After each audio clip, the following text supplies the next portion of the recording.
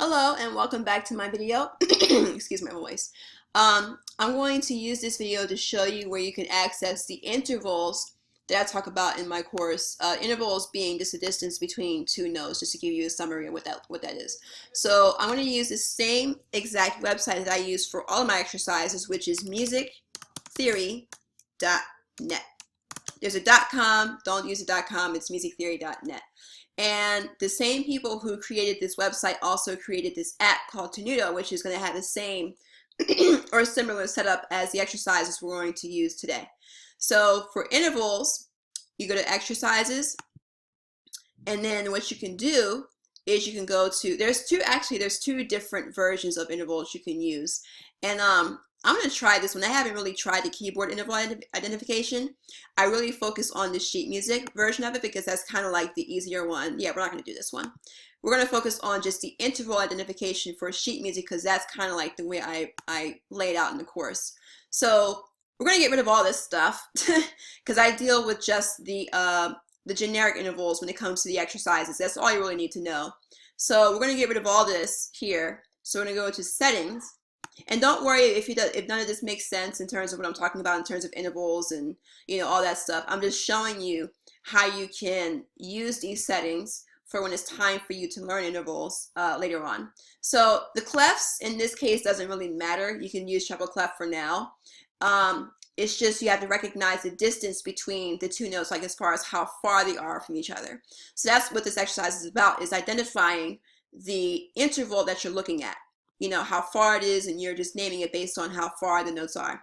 So I guess for the range here, you can just make the top note here at the top line, make the bottom note at the bottom line, or you can put it at C, whichever one is, is preferable for you.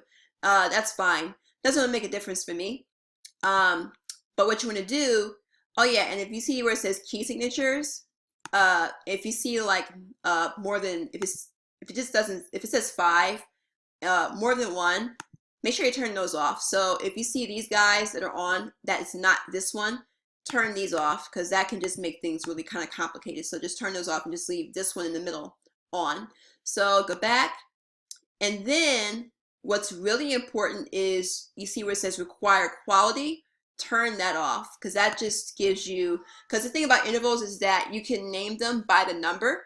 And then there's this thing called specific intervals where it's like, okay, the number interval, but now you have to, those numbers break down further into what type of that number interval is.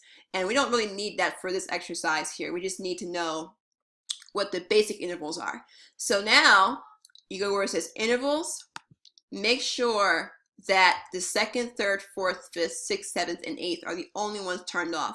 These are bigger intervals, which you don't really even see in music unless it's like in more advanced pieces. But the ones you really will need to know are the ones from 2 to 8. And then I think that's about it in terms of what you need to know for this. So what you do is when you go back to the exercise window, it'll just give you just those intervals, and all those other crazy looking ones will go away. So now you have to just identify how far these notes are from each other, and you just, work on the exercises from there. So I hope that this helped. If you have not already checked out my #1 secret to sight reading and piano playing, click the link in the description box, and you will also receive 6 free trial piano videos along with learning the #1 secret to easy sight reading and piano playing. So click the link in the description box, and I will see you soon.